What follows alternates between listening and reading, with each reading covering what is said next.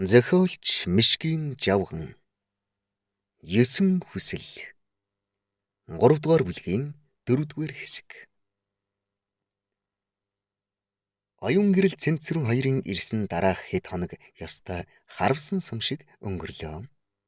Тэд ирсээр байгальтай хамт хонд явалцаж, сэрж мэдхтэй аргалж түлцэж, баасан хүүтэй хонж саалцаж, наран гэрэл болд хоёртой усанд явалцаж, шааригтай хөөцөлдөж тоглож ёр оролцоогүй юмгүй.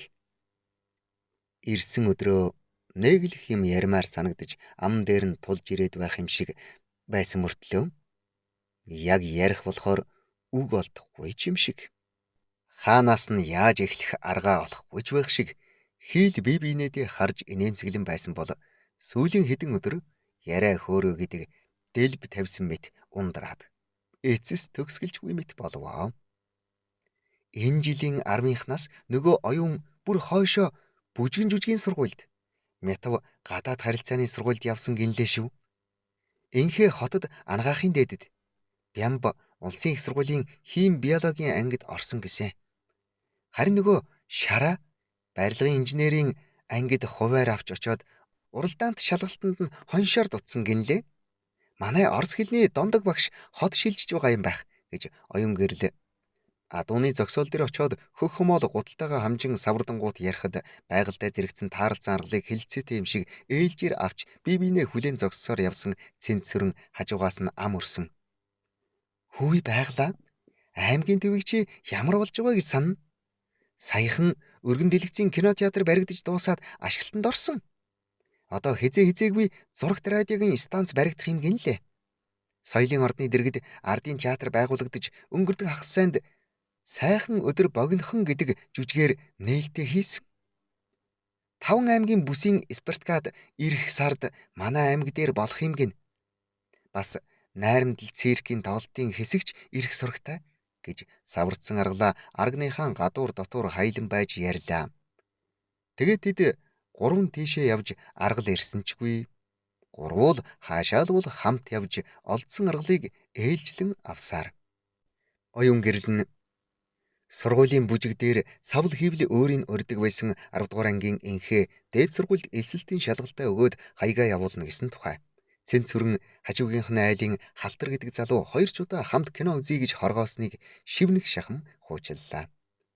Байгалийн хувьд хариуд нь шивнэж хуучлах юм олдсонгүй. Шаагагаан сургал юу гэж ам дээр нь хэд дахин гарч ирсэн боловч наадуулгын бодвол иймэрхүү харилцааг арай үрд сонирхож дээгүүр зиндарахдаг байсан болохоор нууцын хаалт задрах гээд ярьж болсонгүй. Харин Цэнцэрэн урд өмнө гадралдаг байснаас дуулгыг гэсэндээ юм уу ярианы айс санамсаргүй тэгж таарсан юм уу аргаан дүүргээд эргэцгээхийн үйс хүүе мартахаас нөгөө гадаад сурдаг шагдрвлүү ганган залуу аймаг дээр ирсэн яваа харагдан лээ. Ээсэлсэн ч гэж улам л танигдах янзгүй хэмээжээ. Байгаль үүнийг гинт сонсоод арайтай дуу алдсангүй амаа гараараа таглах шахам өнгөрөөлөө. Тэд ийхүү өдөржин алхаж аргаан бэсрэгхэн дүүргээд буцах замдаа дуулгын тухай яриа болж энэ яриа гэрт ирсэн хонч үргэлжилсээр. Та нарч харваас хизээний хуучин малчид болжээ. Тэр тусмаа дуулгын намтай, намжиртай гэж жигтэх. Өчигдрөөрөө баасан хүүвд хоёрыг морж өдөрлөж тавиад хотны цаанаас бие биенээ туулгалцсан гүйлдэж иртэл хонь захаасаа үргэж босоод түүнээс болж бид хоёр чинь дуулга даргад бангадуулж бөө юм боллоо шүү дээ.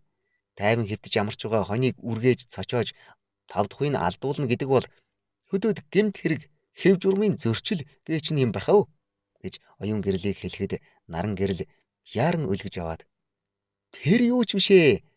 Дуулгач нь манай суурийн ахлагч. Энэ хоёр гэрийн эзэн бидний аав байхгүй юу? Ухаа сэндэн гуй удалгүй дуулгааваас бэр гуйж хадаг барьж ирэх байхаа гэд час хөхөрөхөд хүйдэд шүүсэн аарц удсаар зүсээд тавир дээр өрж байсан байгалийн царай нь час улайгаад наран гэрэл рүү ухсхийн хартнаас нь дуу алдтал чимхэд авав.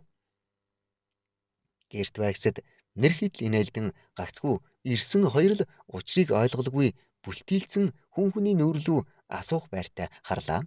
Тэгээд цэнцэрэн та нар яава? Сэндэн гэж ямар хүн байдгийг хэмээн шалгаагаас алдгүй. Наад хэд бие биенээ харалцсан ч юмалзаад дав дээр хариулах хүн байсангүй. Тэгтэл наран гэрэл тэсгэлгүйгээр өөртөө байглаас холдон зогсоод яагаав? Эртээ та нарыг ирдэг шөнө гэчгээд годхийн гарч одов. Үүнээс болоод нэрээ биднийг ирэхэд нэг хүн байсан шүү дээ.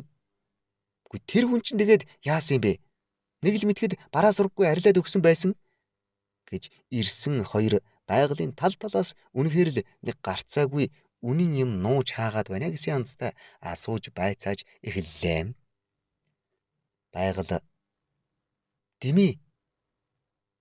Дими битгий балаарцгаагаад бай гэж ууралсан ч дөрөв зүйлж муу үг модон улаатай эн чин явандаа юунд ч хүрч болно тоглоом шоглоом хэмжээ хязгаартай ах цахтай байх ёстой гэж айлгаж ч үзэж бас хүнээрээ их янзын заван хүн билээ. Үгүй тэр харж байгааг нь яана өлссөн амтэн идэх юм руу харж байгаа юм шиг адилхан байж нэгнийгээ битгий шоолж байл да. Та нар энэ янзаараа бол нэгийгээ улан гассан ховдог араатанд ямар ч хамгаалалт хориг тавилгүй бариулж хаад инээлдэж суух юм гэж юу хэмээн учирлаж ч үзэж эцэст нь тавиур дүүрэн өрсөн аруула гэр дээр тавихаар аваад гарчээ. Тэгтэл энэ яриа үүгээр шовтарсангүй. Үдээс хойш нэг морьтой хүн манайхнаас баруун тийш хэсэг газар эргэлдэж хэдэн чулуу овоолон ямар нэг он шав тавих шиг болоод явлаа.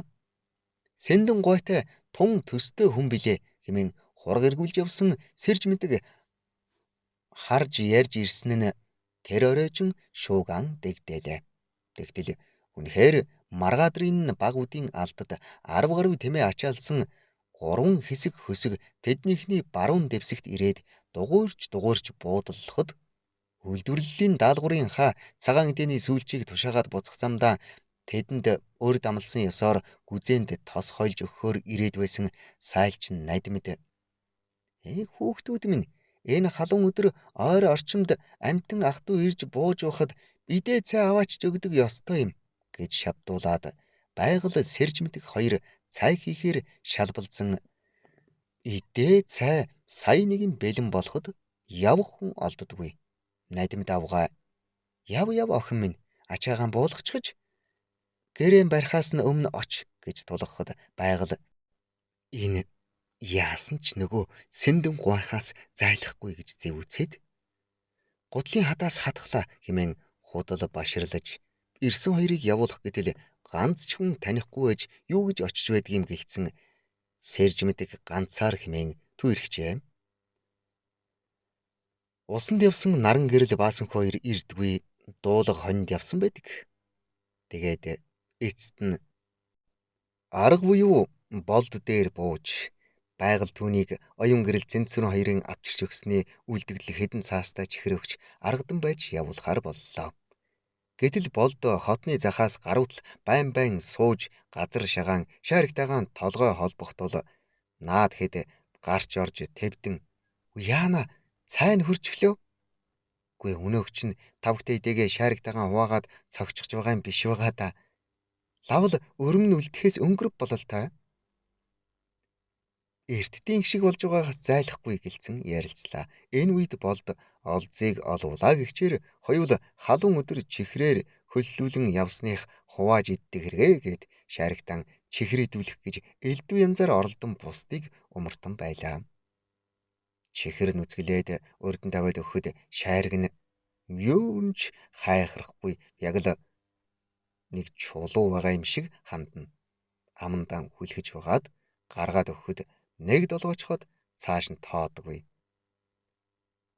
Зажлаад хайж өгөвч нэмэр болсонгүй. Болд энхүү элдв янзаар үзээд хөлсний хэдэн чихрээ өөрөө ч идсэн юмгүй, шаригт тааж идүүлсэн сургасан юмгүй талаар үрж түүн дээр бас айлд хүргэх цайг нь зөөдгөн өрмийн ялбыг л хайлуулж хаад тэр хоёрын паян нэг хуудасаар нэмэгдэх нь тэрэ. Эртдийн шиг болж байгаа би гэдэг нь ийм учиртайч. Болд мөнөөх морь хослуулж унаад нөхдийнхөө загтал сургийг хүргэхээр адууны суурьт очдог өдөр хоёр борив айраг ганцгалсаар баяртай наргагүй амтан яруухан давхиж ирэхдээ таанын айрганд булуун нэлээд халсан шинжтэй царай нь улай бутарч дуун чангарчсан хүн хотны захаас хашгицсаар "Хөөе та нараа намайг юу авчирсан гэж санана? Шааригт маань бас хувь өгсөн юм шүү. Зоригтой хуруу гаргасан чинь 5 шавх аваад айлын нохинтой хуруудж хоёр хожигдоод тэр хоёр ер нь жаахан хавсаадах шиг болсон. Бас болоогүй. Гэвч зоригт нутгийн залуучууд зааж өгсөн юм гинэ. Дэмбэ гэдгийг надад зааж өгөх гээд би ч бараг сурсан л да. Хоёулаа 5 хуруунаас дуртайгаа гаргаад л нийлбэрээр нь хождгийм байна гэснээ дууга өндөрсгөн. Дэмбэндэ сайн үхөө. Атгаад боол яасан бэ?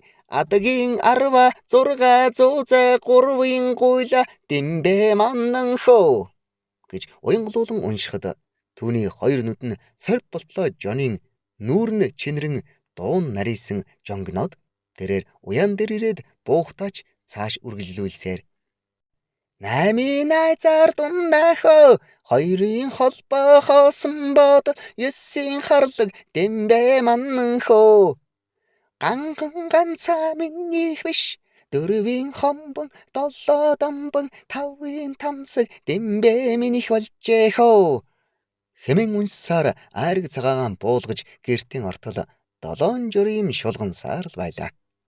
Тэгээд гэртээ орооч хүнтэй адил сууж байж чадсангүй шаариг хаана вэ гэсээр гүйн гарч барааны хажууд уяндаа тэлвлэн хэзээ хэн ирж тавих болоо гэхээс өөдөөсөө зүгэлсэн бүрт найр тавин шарвганж байсан нохой руугаан очоод хөөхидөө өлссөн байлгүй цангасан байлгүй надтай гомдоогүй үсттэй би чамд их гоё юм авчирсан хэмээн үгэлж уяаг нь тавиад шөл ус хийж өгдөг тавагт нь шанаг айрыг аваачиж шолхийд л хийхэд мөнөөх шаариг нь ухсхийн урт хилээ нэг долоож үзснэ гасалж гинад эргэв.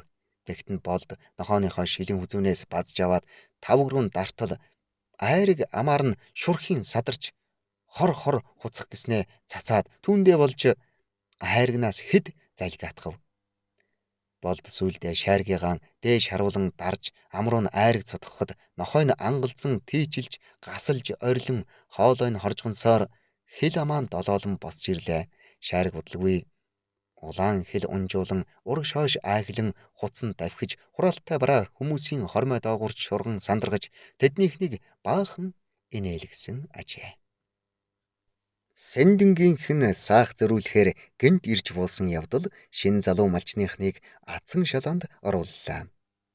Тэднийхэн сүү цагаан эдэний үйлдвэрлэлийн даалгавраа биелүүлээд мал даргалуулах одорт гарна гэж байсан болохоор зарим нь саах зөрүүлнэ, зарим нь хоёрын хооронд ярьшиг гэлцэж надимд авгаач бас урд нь саахалтлаагүй байж одоо оройтсон хойно хідэн ишиг сэндэн хоёрыг л зөрүүлэхгүй юм бол өөр яах вүлээ дээ гэж дурамчхан байжээ.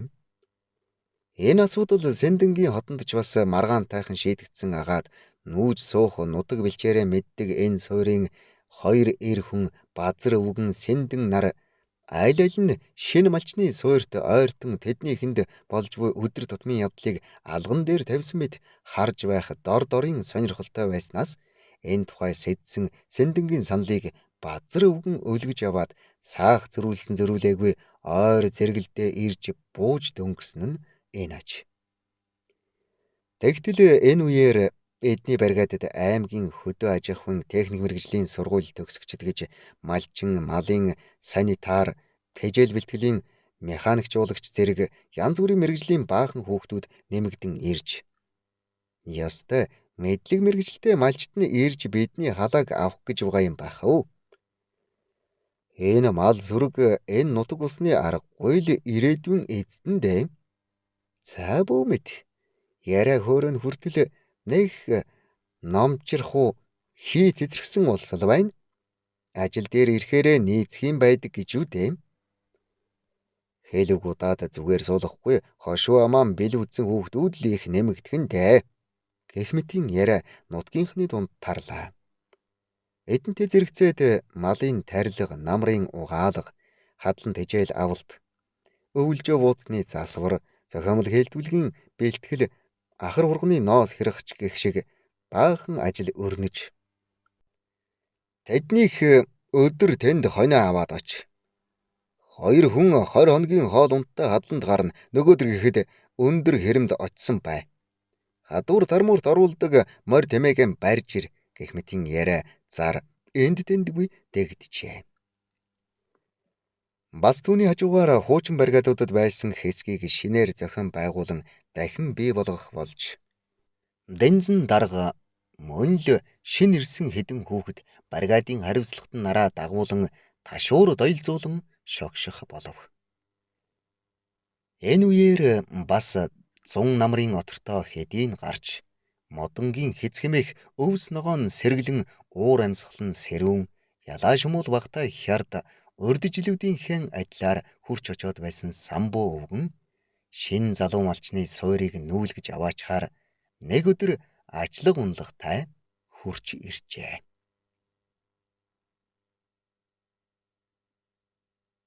3 дугаар бүлгийн 5 дугаар хэсэг төгсөв.